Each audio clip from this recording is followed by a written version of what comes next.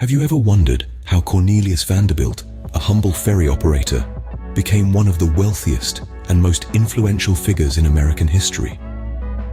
Born into modest circumstances in New York City, Vanderbilt possessed an entrepreneurial spirit that propelled him from ferry operator to titan of the shipping and railroad industries. His keen business acumen and relentless pursuit of success allowed him to amass an incredible fortune and become a pivotal figure of the Gilded Age. From a modest ferry operator to a transportation mogul, Vanderbilt's rise was nothing short of meteoric. But how did a single man build an empire that would shape the modern transportation infrastructure of the United States? Cornelius Vanderbilt was not just a man. He was a visionary, a strategist, and a relentless competitor. His empire grew exponentially through strategic acquisitions, expanding from steamship lines to railroads and telegraph companies. Vanderbilt was unafraid to play hardball. His aggressive competition tactics often left his rivals scrambling in his wake, unable to keep up with his pace. But it was his innovative management practices that truly set him apart. He pioneered new ways of operating, streamlining processes, and driving efficiencies, which allowed him to dominate key markets and amass a vast fortune.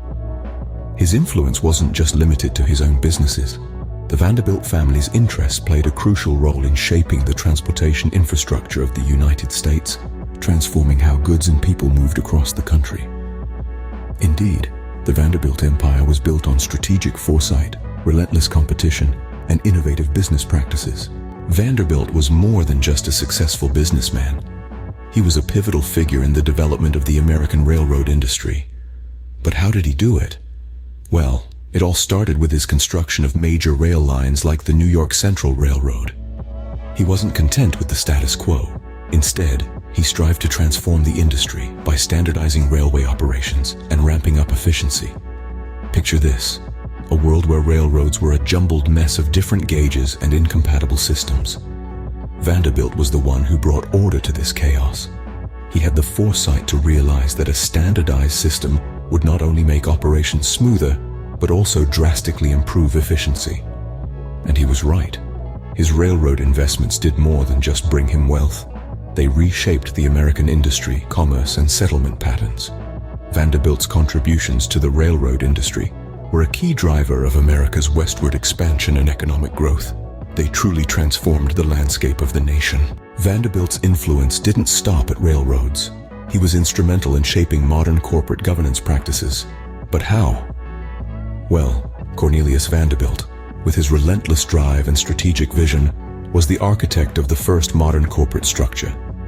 He revolutionized the business world by introducing centralized management, a concept that was quite revolutionary for its time. This meant that all decisions were made at the top, ensuring a unified direction and a streamlined process, which led to increased efficiency and productivity. But Vanderbilt didn't stop there.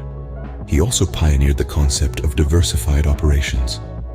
Instead of focusing solely on one industry, he ventured into various sectors, from shipping to railroads and even finance.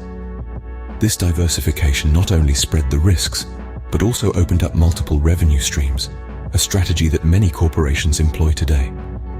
Vanderbilt's business strategies and management principles continue to shape American capitalism. Vanderbilt's influence continues to be felt today, in the boardrooms of modern corporations and in the spirit of American entrepreneurship.